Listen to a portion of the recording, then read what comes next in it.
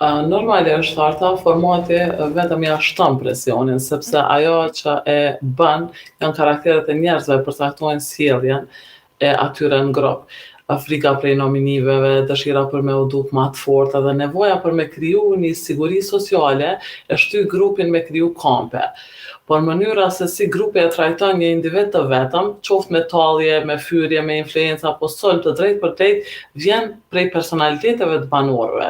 Te rasti e Lionës, për shembull energjia e saj e qetë o përplas direkt me disa karaktere ma të forta që e kanë shty grupin me zgjedh atë si person ma let për mu targetu. Qetësia e saj, domethënë i ka shty ata për me reagu ma ashpër ndaj saj. Mundemi me thonë që karakteret e njerëzve janë ato që e përcaktojnë sjelljen. Po.